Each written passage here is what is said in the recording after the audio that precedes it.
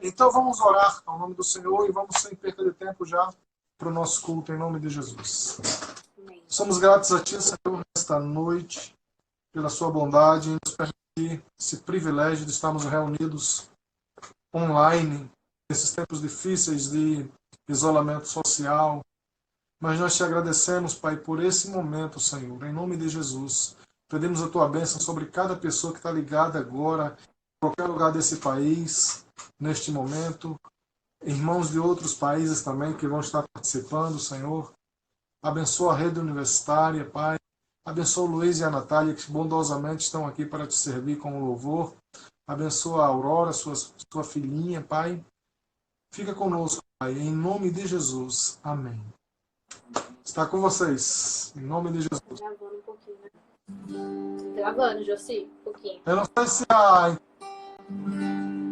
a internet de vocês ou é a minha, mas a imagem de vocês, para mim, está meio ruim.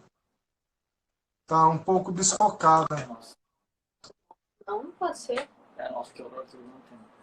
Peraí.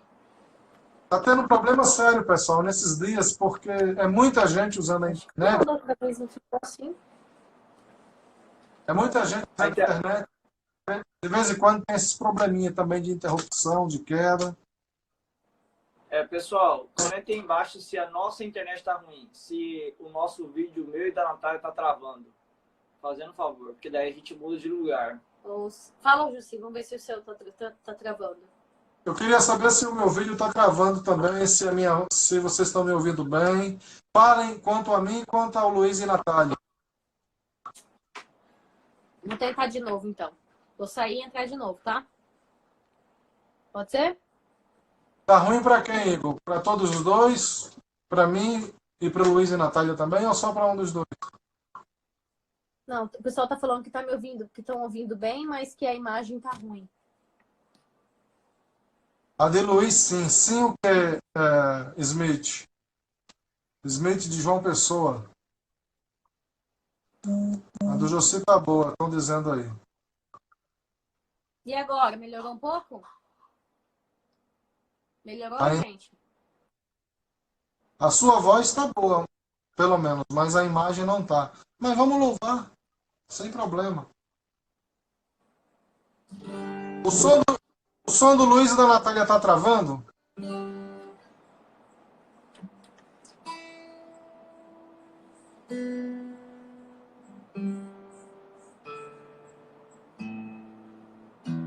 Vamos começar, vamos ver como que vai fazer. Vamos. Mas Ah, importante... pessoal, que não tá vendo a gente. Você mexeu lá? Não tem nada ligado aqui. Não tem o que fazer, então. Não, podem louvar, sem problema. A gente tá vendo, mas não tá vendo com definição. Ok, vamos lá. Então, boa noite a todos, paz do Senhor. Vamos então começar louvando Deus com um hino que ficou temático, né, da nossos dias de live, que é Porque Ele Vive. Qual que é o número mesmo, Jussi? 545. Eu lembro ele antes de ir para a harpa, né? Quando não estava na harpa ainda.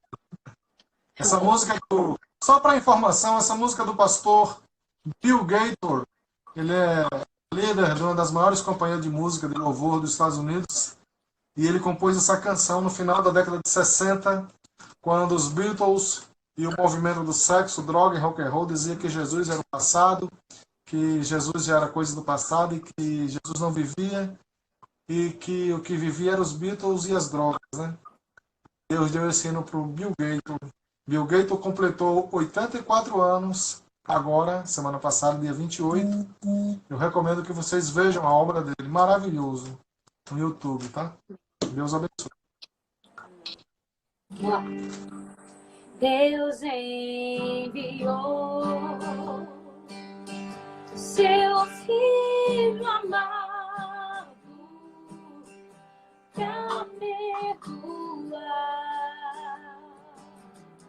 pra me salvar. Na cruz morreu por meus pecados, mas ressurgiu e vivo com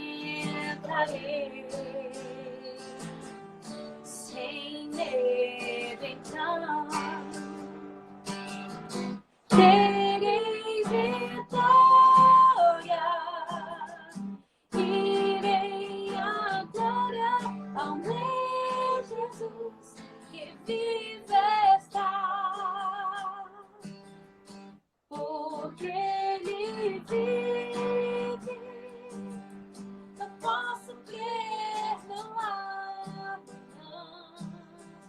porque Ele vive. Temor.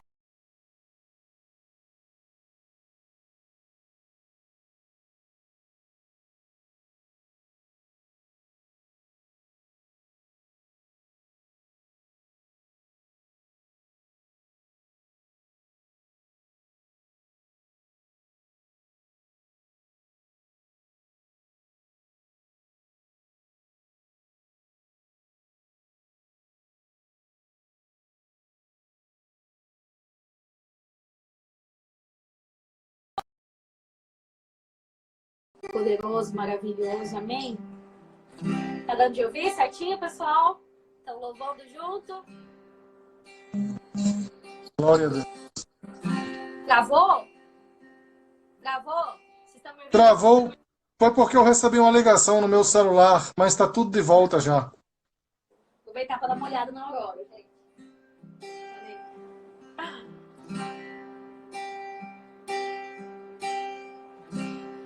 Isso eras a palavra,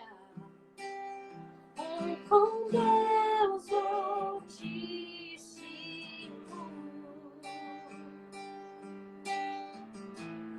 o mistério de tua glória, em ti se revelou.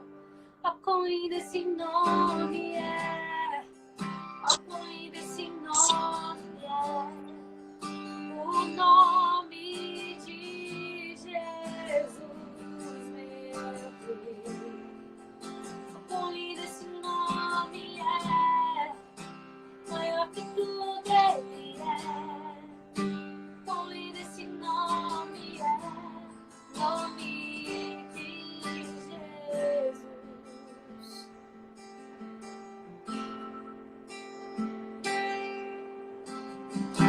Deixou o céu para buscar-nos, veio pra nos resgatar. Jesus, amor maior que o meu pecado, nada vai nos separar. Ó, quão maravilhoso é, ó, quão maravilhoso é o nome de Jesus, meu Deus. Ó, quão maravilhoso é, maior que tudo ele é. Ó, quão maravilhoso é o nome de Jesus. A morte venceste, o véu tu rompeste, a tumba vazia agora está.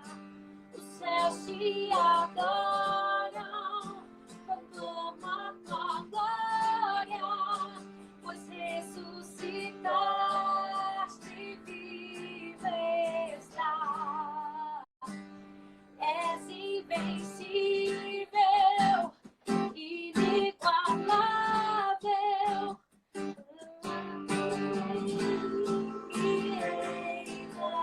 irreparável. Teu é o reino, tu é a glória, acima de todo nome está. Poderoso esse nome é, poderoso esse nome é, o nome de Jesus, meu Rei.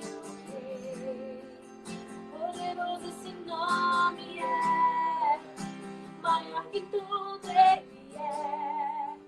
Poderoso esse nome é, o nome de Jesus. Poderoso,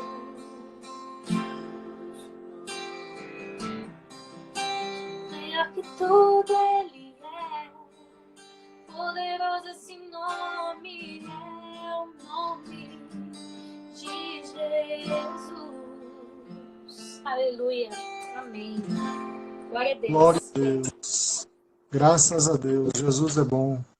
Amém. Amém, pessoal. Amém. Obrigado por tudo. Vamos agora adicionar o pastor Abraão, tá? Deus abençoe Tchau, pessoal. vocês. Até mais. Paz.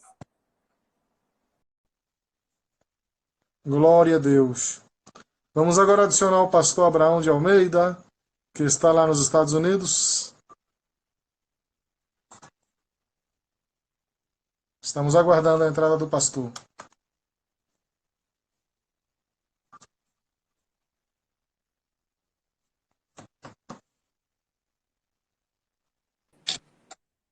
Meu caro pastor Abraão de Almeida, paz do Senhor. Alô? Pastor, está nos ouvindo bem?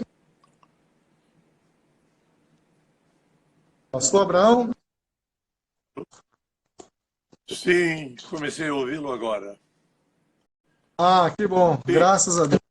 Prazer estar vendo o senhor. Estar com o senhor aqui nesse Prazer momento. é meu. Uma alegria tê-lo aqui conosco. Pastor Obrigado. Abraão, o senhor vai ter o tempo suficiente para... Suficiente não. Minha voz está ficando... Devido à sobrecarga da Sim. internet, às vezes dá um cortezinho, mas é normal esse Posso corte. começar agora uma palavra? Pode sim. O senhor vai falar até 8h50. E aí nós, 8h50 no horário aí de Miami, e aí nós vamos desconectar e abrir uma nova live porque a live normal só é de 60 minutos. Então de 8h50 a gente renova, Pois tá? não. Ok. Deus o abençoe, fique à vontade com toda a liberdade, em nome de Jesus. Amém. Obrigado. Caros irmãos e amigos de todo o Brasil e quem sabe de outros países que nos veem, que nos assistem, que assistem o Chi Alpha Brasil, é para mim uma honra muito grande fazer parte desse movimento e estar conectado com universitários de todo o nosso querido Brasil. Pois bem, o que as profecias nos dizem hoje, uma visão assim contemporânea e geral da escatologia bíblica, que tempo é este em que estamos vivendo? Então, eu gostaria de trazer uma palavra nos 40 minutos que nós temos aqui, uma meia hora mais ou menos, sobre as 3 cadeias proféticas que nós temos na Bíblia, as principais. Os tempos dos gentios, que começa com Nabucodonosor e vai terminar com a primeira besta e o falso profeta, ou o anticristo, até a vinda de Jesus para o milênio. Esta é uma cadeia profética que já dura mais de 2.500 anos. E estamos nos tempos finais desta profecia. A outra cadeia profética que se relaciona com Israel. Israel recebeu de Deus um pacto, e Israel é uma nação pactuada com Deus, e Deus está cumprindo profecias naquele país. E as profecias em relação a Israel se relacionam com a missão de Israel de trazer o Messias ao mundo. Israel cumpriu essa missão. E quando Jesus chegou aqui, encontrou realmente um país muito comprometido com a política, e a liderança não reconheceu Jesus como Messias, embora Jesus provasse de todas as maneiras que ele era o Messias prometido pelas Escrituras, e cumpriu todas as profecias, até mesmo como Deus, porque o Messias seria homem, justo, perfeito, homem sem pecado, seria rei, seria servo e seria Deus. Jesus cumpriu todas as profecias. Como Deus, ele recebeu adoração e perdoou o pecado. Só duas coisas Jesus fez como Deus, porque ele é Deus. Fez isso diante das autoridades do judaísmo, enfim. E então ele cumpriu todas as profecias. Mas o Messias foi rejeitado. Israel foi posto de lado. Iniciou-se um tempo diferente aqui na Terra, que é o dia da graça de Deus. Este é o dia que o Senhor fez. Regozijemo-nos e alegremos-nos nele. Quando nasceu esse dia? Quando a pedra foi rejeitada pelos construtores. Aquela pedra angular, a pedra principal que veio chegando através de Maria e de José, lá em Belém, nasceu lá e cresceu como uma criança, enfim, a pedra assentada em Sião, como profetizou Isaías.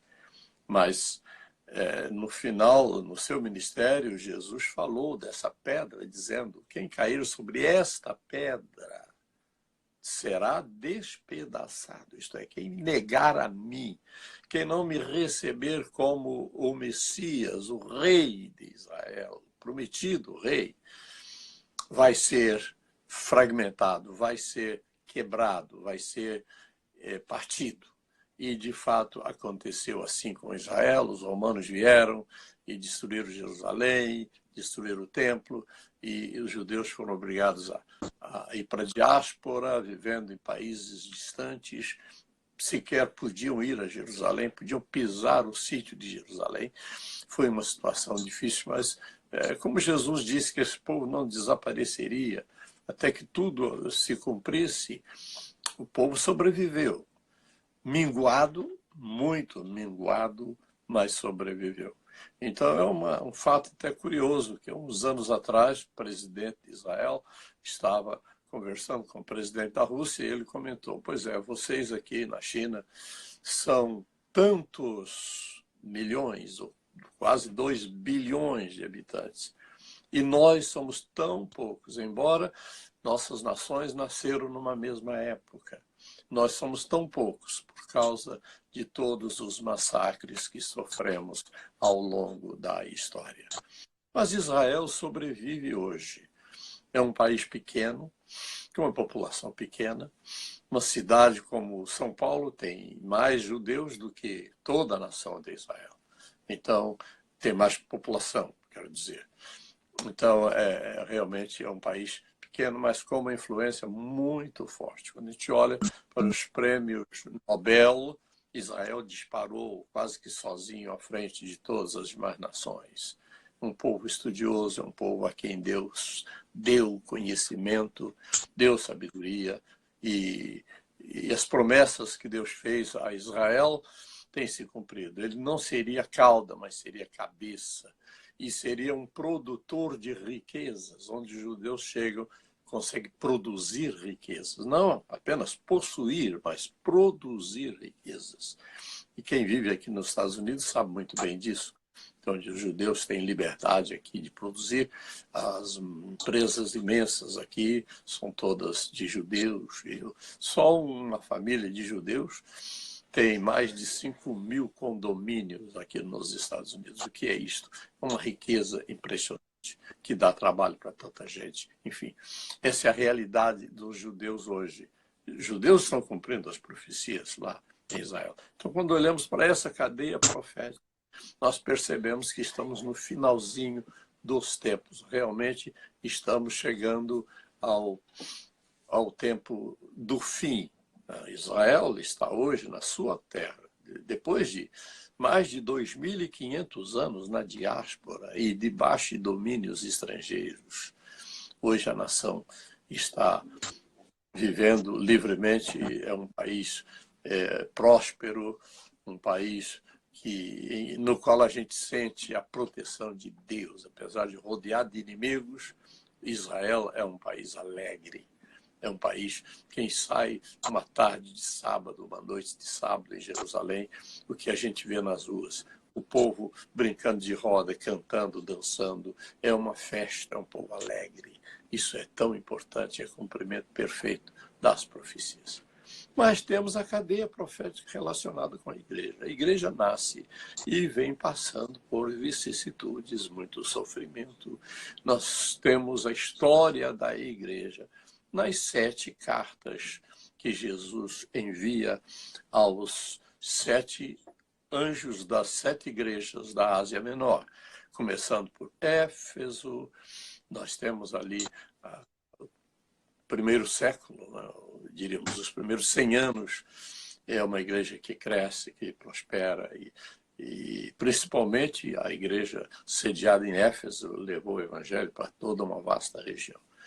Eu tive a oportunidade de visitar as 7 igrejas, aliás, os sítios das 7 igrejas da Ásia Menor, que são as igrejas do Apocalipse mencionadas lá. E a gente percebe isso tudo. Hoje, a Ásia Menor é o atual território da Turquia, e a gente vê tudo isso acontecendo ali. É muito interessante. As igrejas praticamente desapareceram, mas elas cumprem um papel na história. A primeira igreja de Éfeso dura uns 100 anos. A segunda igreja vai, diríamos, do ano 100 e 101 aí até 313. Por que 313? Porque termina o sofrimento da igreja perseguida. Para se conhecer o verdadeiro caráter da igreja primitiva, o sofrimento, é preciso visitar as catacumbas de Roma. Estivemos lá num sítio, numa área de 500 mil túmulos, mas é uma área pequena. Há 5 andares de túneis abaixo da cidade de Roma. 5 andares de túneis. A igreja sobreviveu ali durante mais de 200 anos, condenada a desaparecer pelo Império Romano. Mas os soldados romanos não iam lá, não tinham coragem de entrar, porque poderiam entrar e não sair. Aquilo é um labirinto tremendo. Até o visitante hoje tem que ir com guia para ter cuidado de não perder o caminho de volta. Mas há cerca de 5 milhões de túmulos debaixo de Roma.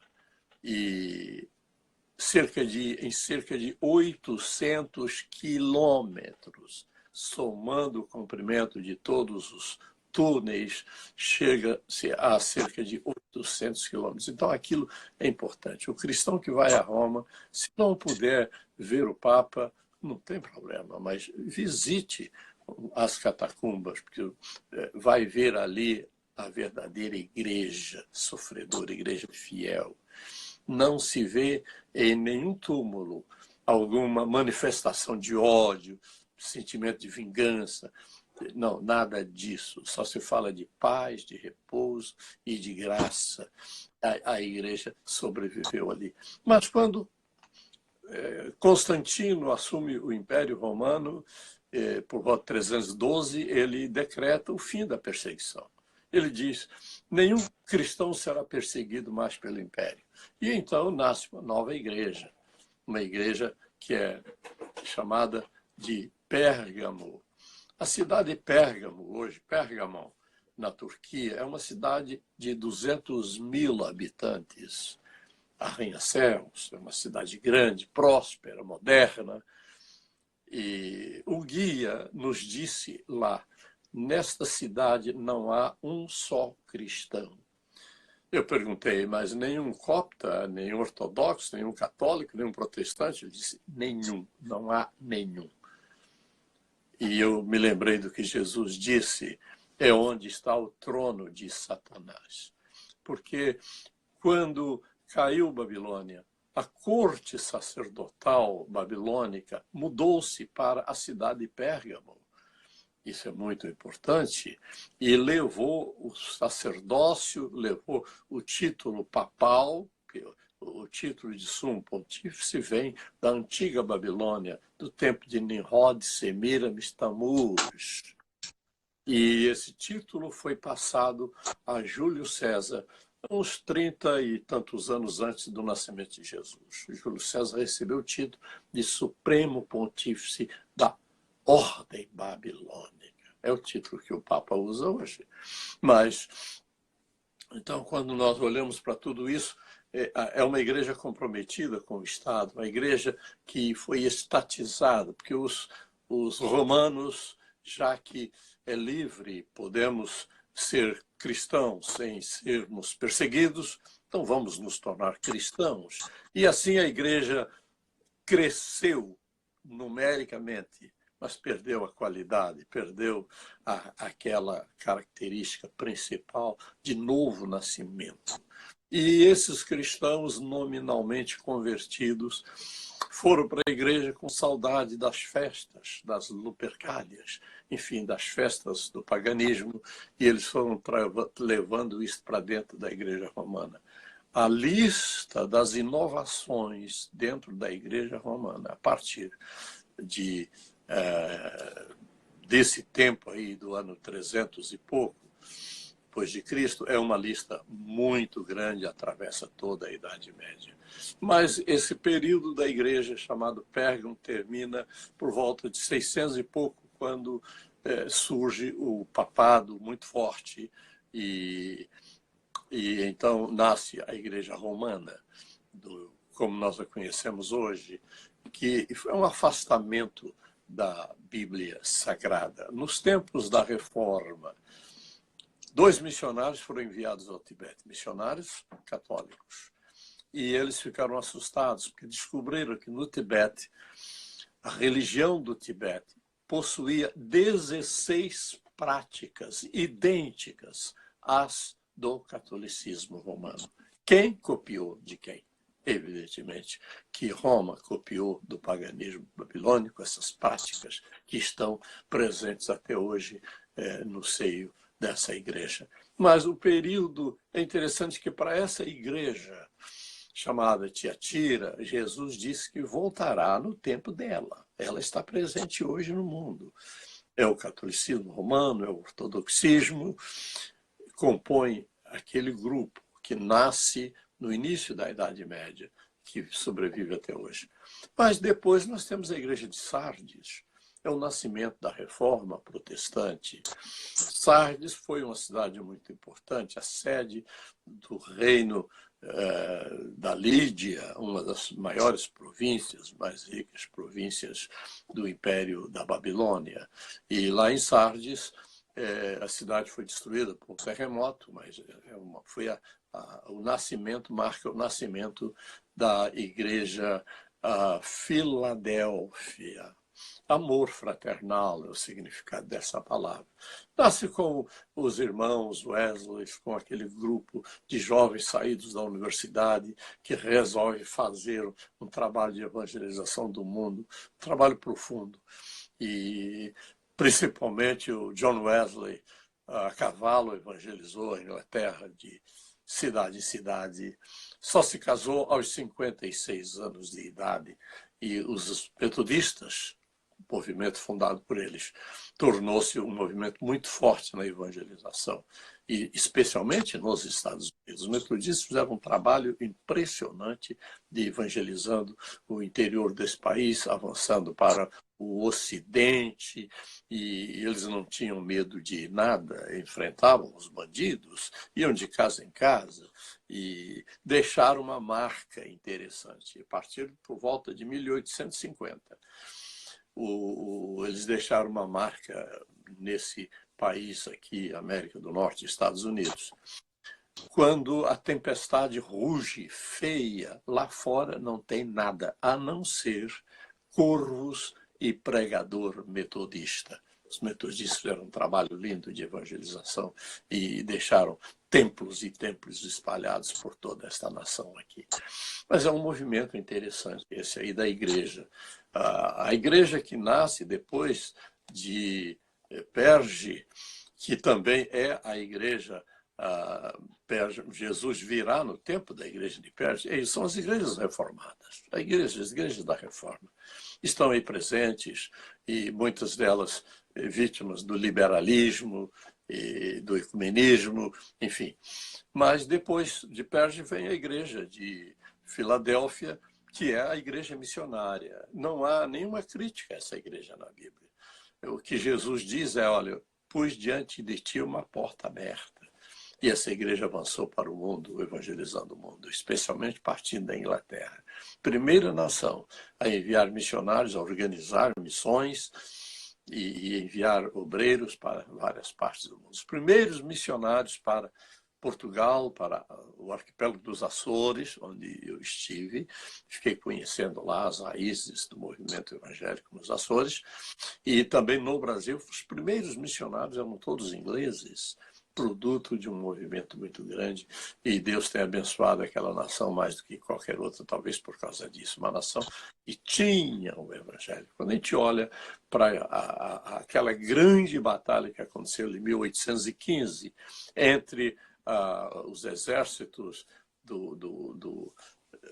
de Napoleão Bonaparte e do Duque de Wellington, inglês, nós percebemos ali que Deus realmente dirigiu os destinos daquela batalha.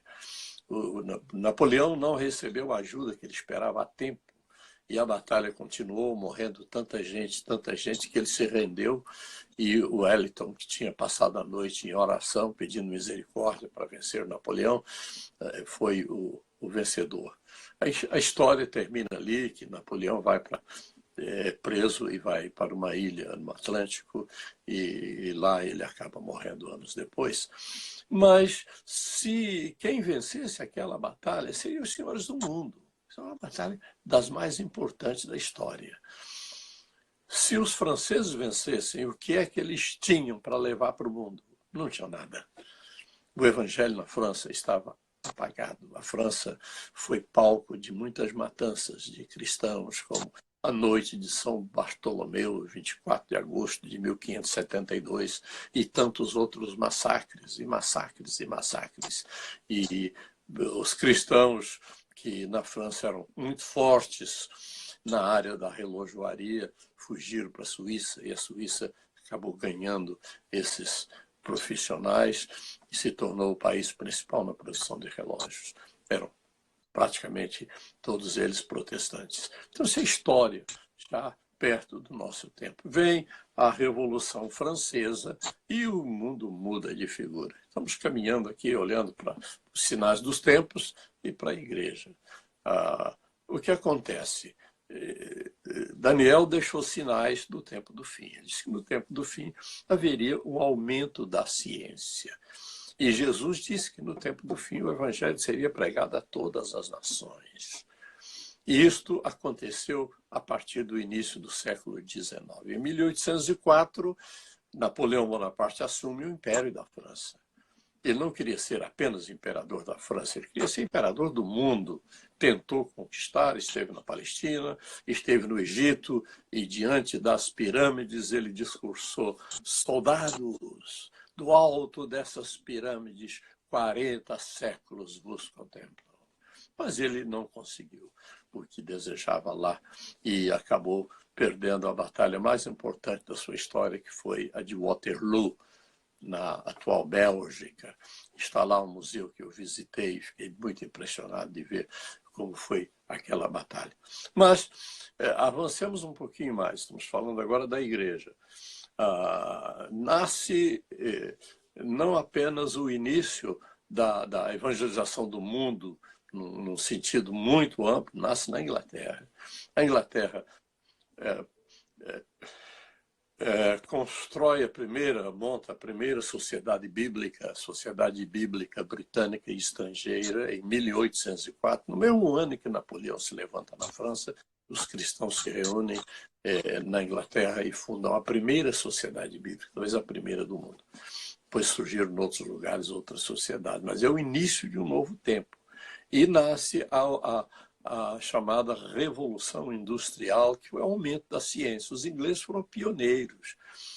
Todas as invenções modernas começaram a nascer lá. E assim foi avançando para o mundo todo, e hoje nós estamos vivendo um tempo com uma ciência realmente muito avançada. Então, essa é a igreja que se avança. Mas a última igreja, quando nasce? Por volta de 1950, pós-guerra, nasce a última igreja, que é a Laodiceia, a igreja popular. Uma igreja rica, mas na qual Jesus está do lado de fora. Jesus está dizendo: eis que eu bato a porta. Se alguém ouvir a minha voz abrir a porta, eu entrarei e cearei com ele e ele comigo. Jesus está do lado de fora dessa igreja. É a igreja dos últimos dias. Há muitos fatos interessantes relacionados com essa igreja. E uma autoridade muito forte aqui nos Estados Unidos, ele disse o seguinte: se Deus avisasse, olha, no culto do próximo domingo, o Espírito Santo não vai estar presente em nenhuma igreja na América do Norte. Ele disse que mais de 95% das igrejas não notariam diferença nenhuma no seu culto. O que é isto? O Espírito Santo está do lado de fora, Jesus está do lado de fora. E a igreja caminha com muita opulência, muita riqueza, mas não há a santificação necessária, não há a consagração, vida com Deus, está faltando nesses movimentos. Mas estamos vivendo num tempo em que Deus está levantando povos, levantando igrejas e fazendo um trabalho lindo de evangelização através de todo mundo. Então, estamos vivendo no tempo de Laodiceia. Quando Jesus escreve à igreja de Laodiceia, ele diz: eu sou o Amém, isto é o fim da igreja. São 7 períodos, e 7 é coisa completa, é coisa espiritual. Realmente, esses sete períodos cobrem toda a história da igreja. E Jesus fala do que vai acontecer logo a seguir, nessa carta de Laodiceia. Como guardaste a minha palavra de perseverança, eu também te guardarei da hora, da tentação que há de vir sobre todo o mundo. Hora da tentação que há de vir sobre todo o mundo. Eu te guardarei da, não é na, é da. Não é N-A, é D-A. Os amigos de Daniel foram guardados na fornalha. Daniel foi guardado na cova dos leões. Mas a igreja não passa pela tribulação que virá após o arrebatamento da igreja. A igreja não vai subir pela metade, não vai subir despreparada. A Bíblia diz que a sua igreja já se aprontou. A igreja vai subir completa e perfeita ao encontro do Senhor nos ares, e assim estaremos para sempre com o Senhor. Pois bem, o que mais podemos falar sobre essa visão geral aqui? O que é que está para acontecer no mundo? Daniel fala dos reinos mundiais, especialmente no capítulo 7, ele fala de animais, como o leão, que significa o primeiro império dos caldeus. O leão. O leão é o rei dos animais, pois o império da Babilônia foi o rei, o reino número 1 no mundo, o império do ouro, cabeça de ouro é a Babilônia. Está lá no capítulo 2, Daniel. Mas no capítulo 7 é o leão com asas. O leão já é rápido, imagina, com asas. Foi um império que avançou muito rapidamente, conquistou todo o vasto império dos assírios. Estabeleceu um governo tão próspero que a Bíblia não poupa elogios. Babilônia era a glória e o orgulho dos caldeus. Cidade dourada, o ouro resplandecia nos seus palácios, gigantescos palácios, gigantescos templos, tudo muito grande, uma cidade gigantesca. Segundo o historiador brasileiro Oliveira Lima, Babilônia era de tamanho 4 vezes maior do que a maior cidade no início do século XX no Brasil. A maior cidade era a cidade de Londres. Babilônia, 4 vezes maior que lá. Imagina, era coisa imensa. Uma cidade que tinha tudo para prosperar, porque fontes de água, riqueza, a localização privilegiada, mas Deus disse que ela ficaria um deserto. E tudo está em deserto lá e ninguém consegue restaurar nada lá, porque é profecia cumprida em relação àquele país, aquela história. Mas depois da Babilônia vem o império dos Medos e Persas. Ciro e Dario são os 2 mais conhecidos imperadores, Ciro da Pérsia e Dario dos Medas. Depois vem o império dos gregos, começa com Alexandre.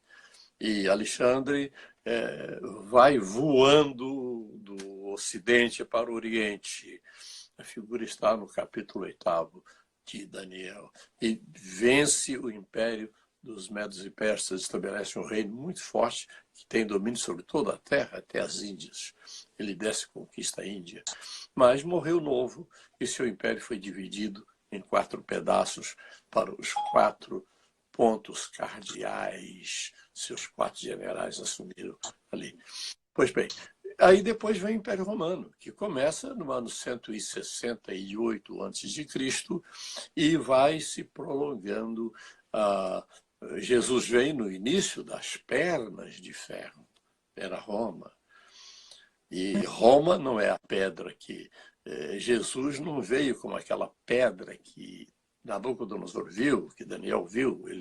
Ele veio como a pedra profetizada por Isaías, pedra assentada em Sião. Primeira vinda de Jesus. Ele não destruiu os reinos deste mundo, não estabeleceu o reino mundial, nada disso. Mas no final desse domínio gentílico, esse império de Roma, o que vai acontecer à volta de Jesus para o estabelecimento do milênio, o reino milenial. E Jesus virá como aquela pedra que destrói os reinos deste mundo. Tudo vira pó, o ferro, o barro, o bronze, a prata e o ouro. Tudo vira pó e o vento sopra o pó dessa estátua e não vai se achar lugar para ele. Porque Jesus vai crescer, o reino dele vai crescer, tornar-se uma grande montanha e cobrir toda a terra. É o reino milenial que está prestes a ser estabelecido na terra. Pois bem, eu acho que até aqui nós trouxemos um panorama geral. Está agora com os irmãos aí, com o Jussi e outros, para prosseguimento. Que Deus abençoe. Amém. Nós vamos agora renovar a live e o senhor volta com liberdade, com tranquilidade, para concluir a sua falação com toda tranquilidade e abrir a sessão de perguntas e respostas. Com dúvida e quer fazer perguntas, eu estou aqui pronto para responder naquilo que for possível. Pastor Abraão, nesse período que o senhor ficou falando na outra live que o senhor criou, nós não acompanhamos, acho que foi 1 ou 2 minutos aí. O senhor poderia repetir essa parte que o senhor concluiu? Sim, eu posso. Eu falei mais do final dos tempos em relação à igreja. Mencionei que houve um movimento de evangelização muito forte na Inglaterra por volta de 1850, por ali. E o tema era 2 palavras apenas. Talvez hoje, falando da volta de Jesus. Ele pode vir hoje, pode vir hoje, pode vir. Houve um avivamento grande, muita gente se converteu. Mas o hoje estava um pouco fora de época para aquele tempo lá na Inglaterra, porque a igreja não havia cumprido todo o seu tempo de história aqui no mundo, que diferente de hoje, que já estamos vivendo no final da última igreja, que é a igreja de Laodiceia, que termina a presença da igreja aqui na Terra. Ao final, ao terminar esse período de Laodiceia, vem o arrebatamento da igreja. E eu mencionei aqui que nessa igreja de Laodiceia, Jesus está do lado de fora, tendo a porta, e dizendo, se alguém abrir a porta, eu entrarei, estarei com ele, ele comigo. Mas nessa igreja, Jesus fala do tempo de tribulação que virá.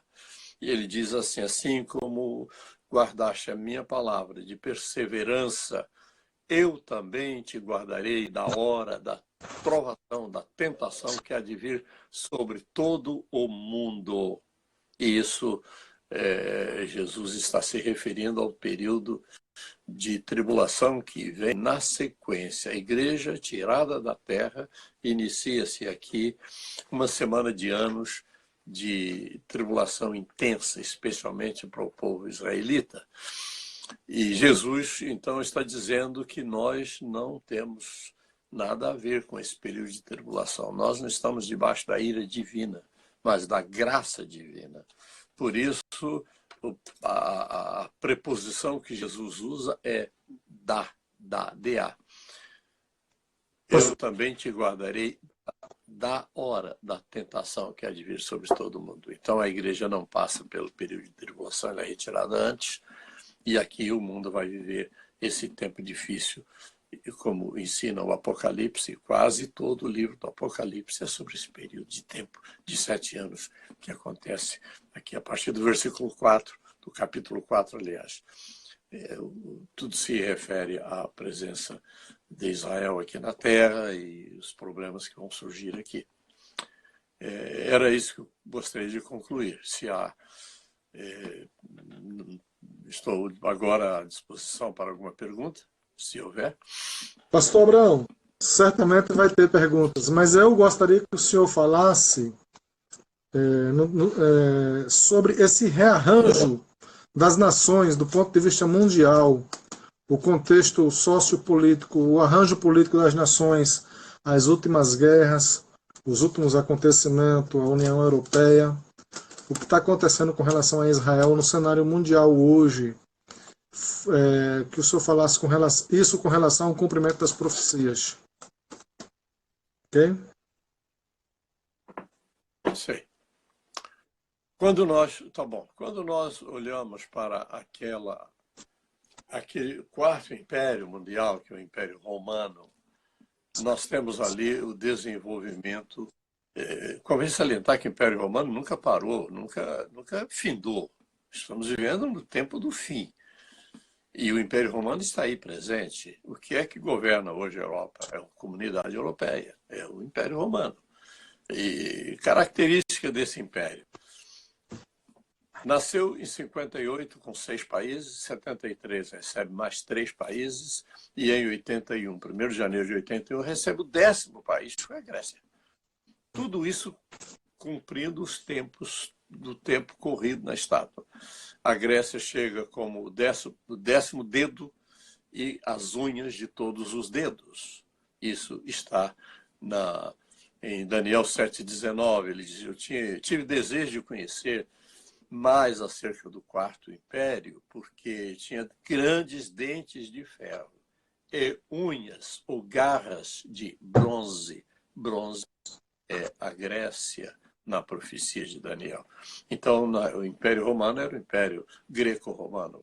Os gregos nunca deixaram de estar presente, mesmo quando Roma inicia o seu império. Os gregos estavam presentes dentro do império como um poder cultural muito forte. Roma dominava pelo poder das suas legiões, mas a Grécia também estava presente no mundo pelo poder da sua cultura, da sua filosofia, enfim. Então nós temos tudo isso caminhando e ao longo da Idade Média nós temos 2 capitais, uma no Ocidente e outra no Oriente. A do Ocidente é Roma, a do Oriente era uma cidade grega que recebeu um novo nome, que foi o nome em homenagem ao imperador romano que começa a governar por volta do ano 312. Então, nós temos ali essas 2 capitais avançando na Idade Média até que, ao final em 1453, a capital do Oriente é vencida pelos turcos e a cidade, então, muda de nome, como hoje é Istambul. O primeiro nome dela era Bizâncio, recebeu o nome de Constantinopla, através de Constantino, e através dos turcos, Istambul é a cidade que existe hoje lá. Então nós temos aí, só para dar uma ideia da sequência aqui.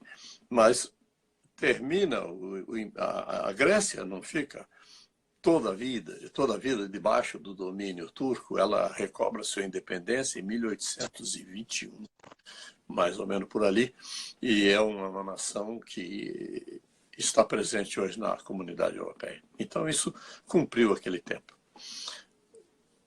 Pois bem, mas o que tem isso a ver com o mundo atual? Pois bem, não, estive em Roma algumas vezes, estive na Itália diversas vezes, mas em Roma 2 vezes, guiando grupos de evangélicos que visitam as terras bíblicas e depois passa pela Itália ou pela Grécia, enfim.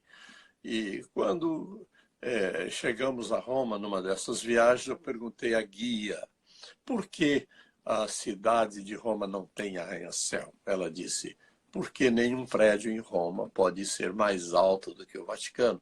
O Vaticano tem que dominar toda a cidade. Isso é um tempo atual. Nós estamos vivendo nesse tempo. E o Vaticano é forte como país, como religião. Mas o que é que está na bandeira da União Europeia? 12 estrelas.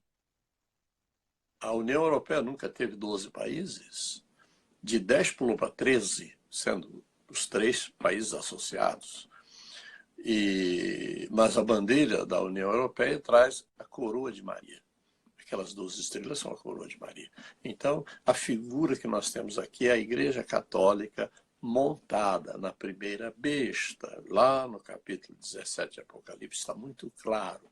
Há uma mulher embriagada montada na besta. Então, nós estamos vivendo esse tempo hoje. Hoje, isso está acontecendo na Europa. Então, o que resta acontecer nessa União Europeia? Se levantar um homem forte, um líder forte, um país forte, que se levanta e derruba 3 dos 10. Ele é chamado de o 8º, porque se ele é o 11º, derruba 3, 11 menos 3 é 8. Ele é chamado de o 8º, a primeira besta. Que depois da primeira besta vem a segunda besta, que é o anticristo. Então isso já não está mais dentro do nosso tempo de presença aqui no mundo. A igreja é tirada antes do surgimento das 2 bestas aqui na Terra. Eu acho que mais ou menos essa é a visão geral. Pastor Abraão, tem uma pergunta aqui sobre a questão da continuidade e da descontinuidade. O irmão Diogo, o pastor Diogo lá de Sorriso, ele pergunta: pastor, no início o Senhor falou a frase Israel foi colocado de lado. Isso me lembrou uma ideia supressionista construída pela igreja romana, que coloca a igreja gentílica como a nova Israel. A igreja substituiu Israel? Eu lembro, aqui pastor, antes do senhor responder, eu lembro que outra vez o senhor falou que nem mesmo alguns evangélicos acreditavam no cumprimento de algumas profecias com relação a Israel. E pegavam profecias que eram dadas com relação a Israel e colocavam como se fosse com relação à igreja. Então eu queria que o senhor falasse sobre esse ponto, que as profecias com relação a Israel estão se cumprindo, né? A igreja não substituiu. Fique à vontade. Olha, no tempo, eu creio que o capítulo 55 de Isaías trazia como título Isaías capítulo 55. Veja como é interessante isso aqui. Deixa eu ver 55 ou 54, mas está aqui. Deixa eu passar essa informação.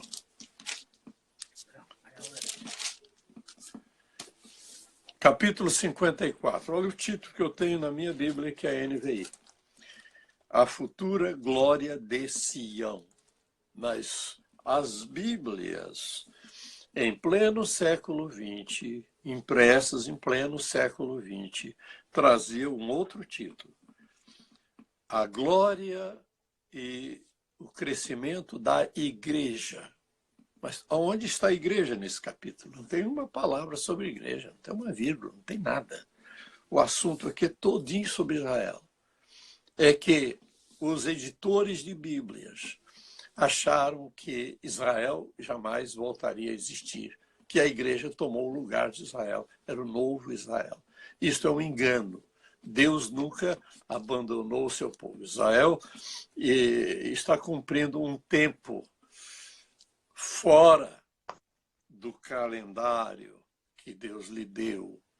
Esse calendário parou para Israel quando os ramos foram cortados e nasce a igreja enxertada nesses ramos cortados no dia de Pentecostes. Nasce ali um povo totalmente novo, uma nova sociedade, uma nova humanidade que é a igreja. Mas Deus nunca quebrou sua aliança com Israel. A aliança com Israel está em pleno andamento. Deus tem uma aliança com a igreja e tem uma aliança com Israel. É por isso que as coisas acontecem, os milagres acontecem em Israel, ninguém sabe explicar como é que um país tão pequeno, com tão pouca gente, consegue vencer inimigos tão poderosos, tão poderosos. Em 67, somente a Síria colocou 600 tanques soviéticos para destruir Israel.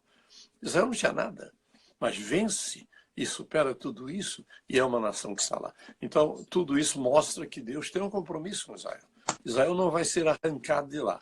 Aliás, é uma promessa que está lá no livro de Amós. E não serão mais arrancados da sua terra que lhes dei, diz o Senhor seu Deus. Então, esse é o nosso tempo. Agora, Deus volta a tratar com Israel quando a igreja for tirada da terra. Aí o calendário volta a correr para Israel. Israel está fora do calendário profético da igreja. Foi cortado quando rejeitou o Messias. Mas esse cortado vai ser sarado. Isso está com muita clareza nas profecias de Ezequiel, nas profecias de Daniel, quando Deus fala que esses ossos secos vão receber vida de novo. Está lá no capítulo 37 de Ezequiel. E aí o capítulo 38 fala da guerra que está para acontecer lá, que é a invasão da Rússia, 38 e 39. São assuntos atuais. Estamos vivendo esse tempo profético tão importante. Mais alguma pergunta? Existe alguma relação com a última trombeta que Paulo fala, com a trombeta que Paulo fala lá em 1 Coríntios 15, com as 7 trombetas do Apocalipse? Aquela trombeta feita por Paulo não tem nada a ver com as trombetas de juízo do Apocalipse. Em Israel, os sacerdotes tocavam a trombeta para a convocação solene do culto.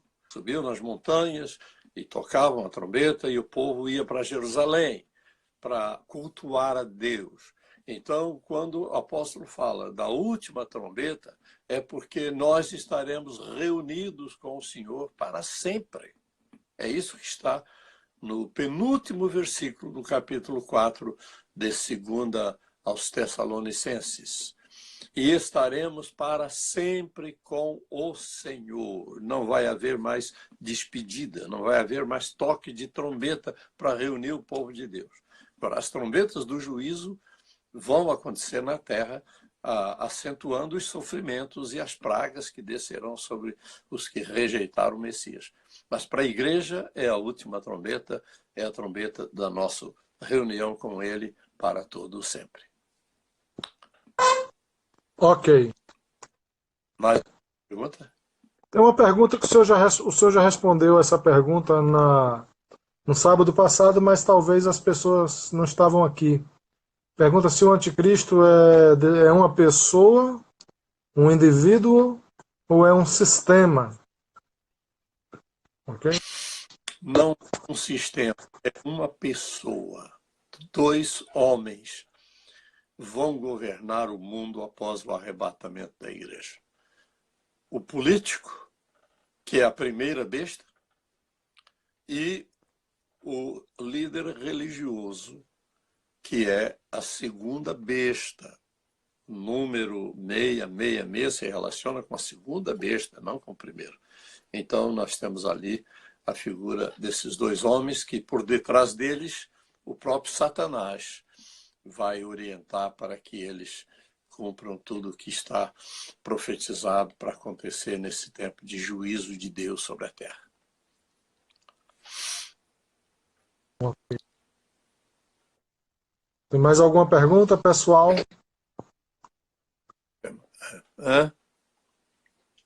Pastor Abraão, mas haverá um sistema, uma religião ligada ao anticristo, uma religião, uma falsa religião, ou uma religião humanista, ou alguma coisa desse tipo? Não há dúvida nenhuma. Esse anticristo vai ser o líder religioso de uma religião mundial.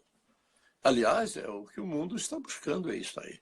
O Papa assumiu o compromisso de criar um novo humanismo agora, em maio, lá em Jerusalém. Quer dizer, vai ser, quando se comemora o aniversário da independência de Israel, ele vai fazer uma proclamação dizendo que precisamos de um novo humanismo, precisamos de um líder mundial, de uma religião assim, e, evidentemente unindo as igrejas. E isso aí é bíblico, né? Isso está escrito, que vai haver um líder religioso mundial e quem não obedecê-lo vai morrer. Vai ser muito, muito forte o poder desse líder que vai se levantar primeiramente como o Cristo e depois se revela como o falso Cristo, o anticristo. E Israel vai sofrer muito e os que o aceitaram como Messias vão sofrer uma decepção e uma perseguição muito grande. A Bíblia fala disso. O selo que garante a liberdade da pessoa, poder comprar as coisas, sobreviver, é o número 666. O selo é a garantia. É esse governo da segunda besta, associado à primeira besta, que vai fazer que o mundo inteiro adore a primeira besta e obedeça. É assim que eu vejo na Bíblia. Tem duas perguntas para encerrar, pastor Abraão. O irmão pergunta aqui se é o texto de Apocalipse 19:7, diz assim, porque chegou as bodas do Cordeiro, ou ocorreram as bodas do Cordeiro, ou foram ocorridas bodas. Ele quer saber qual é a versão correta, porque, segundo ele diz aqui, na versão King James, fala ocorrida foram as bodas do Cordeiro. E na corrigida diz, chegou as bodas do Cordeiro. Se o senhor preferir, eu leio também na Apocalipse 19:7 na NVI. O senhor está com ela aí também, né? Estou com a NVI aqui. 19:7. Apocalipse.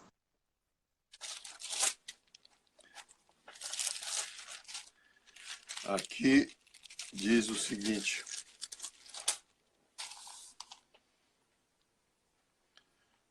Sete. Regozijemo-nos, vamos alegrar-nos e dar-lhe glória, pois chegou a hora do casamento do Cordeiro e a sua noiva já se aprontou. Casamento do Cordeiro. As bodas ocorrem no casamento do Cordeiro. Isto vai acontecer no céu, não vai ser aqui na terra. Jesus vai estar com sua igreja na glória. Aqui na terra, Jesus volta aqui quando vem como Rei dos Reis, Senhor dos Senhores. No final do capítulo 19, que está o cavaleiro no cavalo branco, a partir do versículo 11, Jesus desce com a igreja e rige o clangor de trombetas e arcanjos e anjos, vai ser uma vinda triunfal, virá para o Monte das Oliveiras e será recebido pelos judeus. Os judeus vão se converter a Jesus Cristo e vai chorar no arrependimento tão profundo que cada família vai chorar no seu canto. Isto é o que está para acontecer. Então, o que a Bíblia está dizendo aqui é que chegou o momento, houve o casamento lá na glória. Agora Jesus vai descer depois do casamento com a sua noiva. Pastor, sim. O irmão José Luiz está perguntando se ainda resta um grande sinal para Jesus vir buscar a igreja, ou os sinais já estão todos cumpridos, a seu ver. Antes de morrer, Billy Graham disse: o mundo está prontinho para a volta de Jesus. O evangelho já foi pregado e está sendo pregado em todo o mundo. E ele podia dizer isso porque mais de 50 anos ele pregou em estádios do mundo inteiro. E, por último, usando os meios de comunicação mais avançados, alcançando milhões e milhões de pessoas em todo o mundo. E hoje continuam movimentos muito fortes de evangelização em toda a terra. Então, para a igreja, o evangelho está sendo pregado em todo o mundo e Jesus pode voltar a qualquer momento. Agora, outro sinal, eu não vejo necessidade para o arrebatamento da igreja de qualquer outro sinal. Está tudo acontecido aí. Nós temos que esperar Jesus voltando, porque em relação às nações da terra, em relação a Israel, está tudo cumprido. Jesus pode vir a qualquer momento. Pastor Abraão, mas me permita só colocar um adendo a essa pergunta. Antes de 1948, antes da Segunda Guerra Mundial, restava um sinal a se cumprir, que seria a restauração de Israel. O senhor entende que restava esse sinal?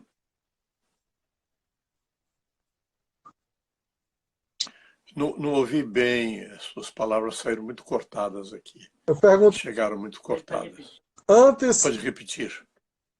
Antes de 1948, portanto, antes da Segunda Guerra Mundial, antes de Israel voltar a ser uma nação soberana, restava um sinal, né, que seria a própria restauração de Israel. Então, a gente poderia afirmar que até ali faltava esse sinal para a volta de Jesus, ou não estaria condicionado? Até ali, teria falou correr.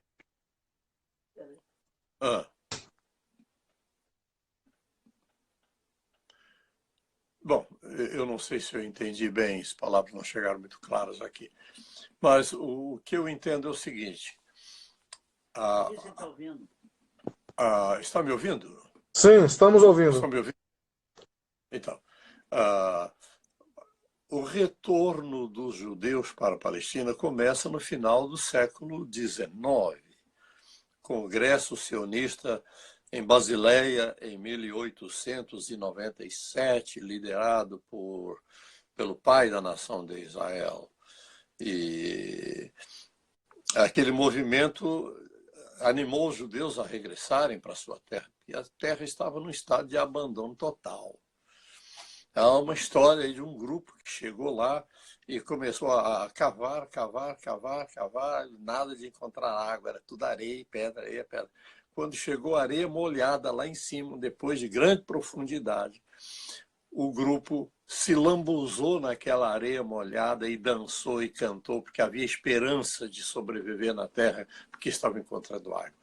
Isso é para ter uma ideia de como aquilo tudo ficou, a terra ficou totalmente desertificada, cumprindo as profecias da Bíblia. Tudo virou areia e pedra e doenças e tudo aquilo que Israel teve que vencer para sobreviver naquela terra.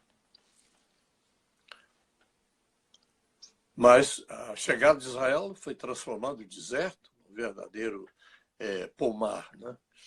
Tudo se cumpriu à risca. E hoje Israel é uma nação forte, nação muito rica e muito próspera. Então, deixa eu só recolocar a pergunta de uma forma mais clara. Existe alguma relação da volta de Jesus com o ressurgimento do Estado de Israel?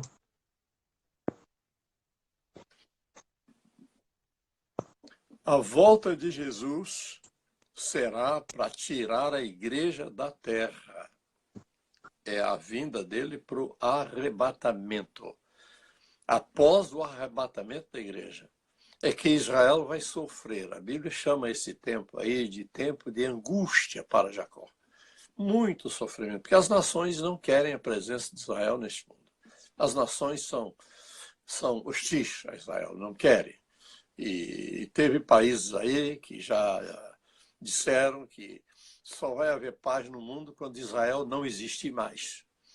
Tal o ódio contra o povo judeu. Mas Deus tem um plano para essa nação aí. Será a nação líder no milênio.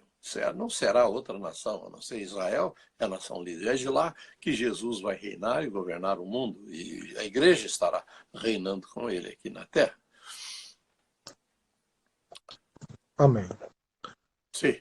Então, nós queremos agradecer, pastor Abraão, a sua bondade de estar conosco nesta noite. Muitos irmãos participaram, muitos queriam deixar perguntas, mas o tempo é escasso.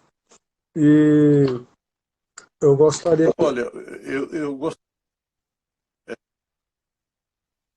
Pois não. Sim. Pode falar, pastor. Eu tenho 2 livros produzidos pela CPAD com 402 respostas. Há muitas respostas a perguntas que o povo faz. Essas respostas estão nos meus livros, 2 livros, 201 respostas e mais 201 respostas. Além de um livro que tem 25 capítulos de profecia na ordem cronológica, que é o Manual da Profecia Bíblica.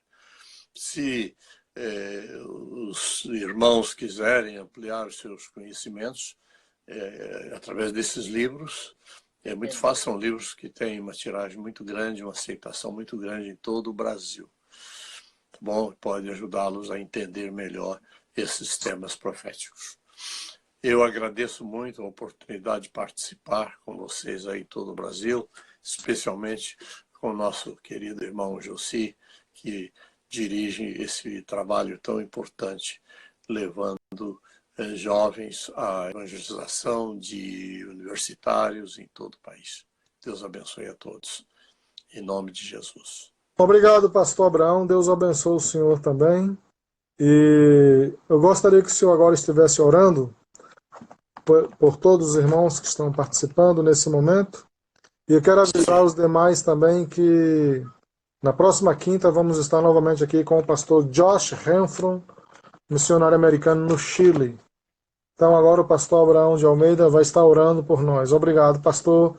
Deus abençoe o senhor e a irmã Lucinha também, que está nos ajudando bastante. Amém. Estamos aqui, eu e minha esposa, vamos orar agora por vocês, agradecendo a Deus também o privilégio de poder dirigir a palavra a tanta gente aí em todo o Brasil.